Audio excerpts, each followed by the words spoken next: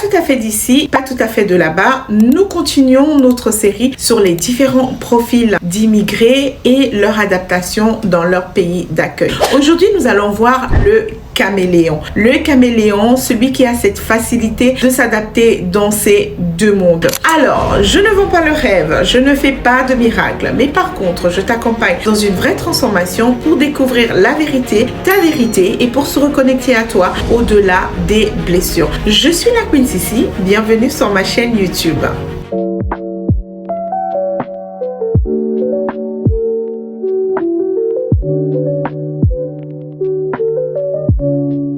Aujourd'hui, nous allons aborder le profil du caméléon. Le caméléon, c'est vraiment ce profil-là qui va s'adapter dans son milieu comme s'il y avait toujours vécu. C'est celui qui va prendre les couleurs de son pays d'accueil. Il va donc adopter les habitudes linguistiques.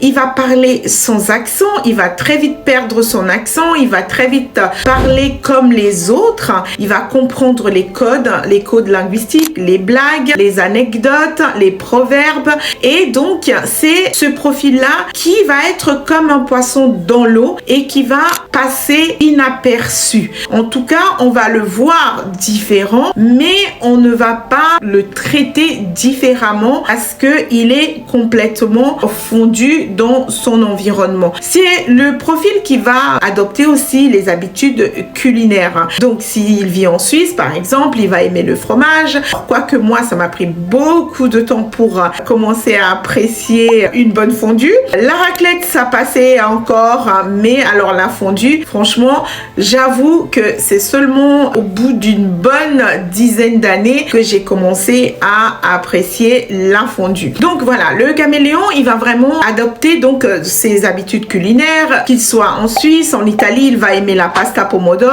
il va aimer tout ce qu'il va découvrir dans ce pays. Et les aliments de son pays d'origine ne vont pas forcément lui manquer. Il ne sera pas attaché mordicus à un régime alimentaire identique à celui du pays dans lequel il vient. Donc le caméléon, c'est aussi vraiment celui qui va avoir cette capacité sociale, qui va tisser et nouer des relations internationales avec toutes les communautés, qui va avoir cette adaptation, j'ai envie de dire, facile.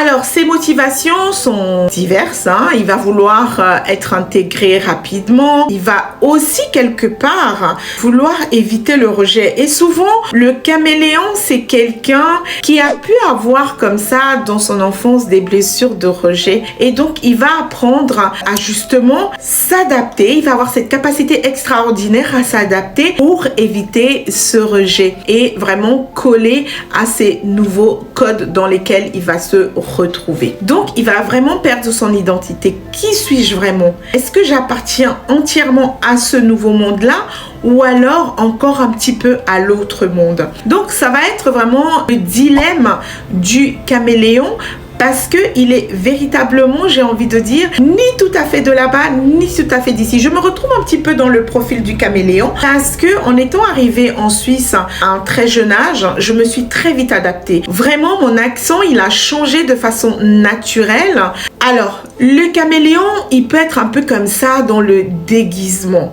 Parce que voilà, il a tout qui change. Il y a son accent qui change. Il y a son style vestimentaire qui va changer. Il y a sa coiffure qui va changer. Il y a ses habitudes culinaires qui vont changer. Et ce questionnement de qui je suis, ce n'est pas forcément une remise en question de ce qu'il est en train de vivre. Mais c'est surtout parce que il se sent une partie de ce nouveau monde-là, mais il se sent toujours une partie de cet ancien monde. Par exemple, je vais parler un petit peu de moi. Lorsque je suis dans ma communauté d'origine, il y a des choses qui me conviennent et d'autres qui me conviennent moins, mais je me sens quand même toujours à ma place à certaines choses. Et aussi, dans mon pays d'accueil, je me sens à ma place avec certaines choses dans lesquelles aussi je fais un tri. Il y a des choses qui me conviennent et d'autres qui me conviennent moins. Voilà, je ne m'approprie pas ce qui ne me convient pas. Alors typiquement, le ski. J'adore aller en vacances dans un beau chalet à la montagne, mais alors par contre, on ne me mettra pas sur une piste de ski. Je déteste ça. Et c'est quelque chose que, voilà, j'ai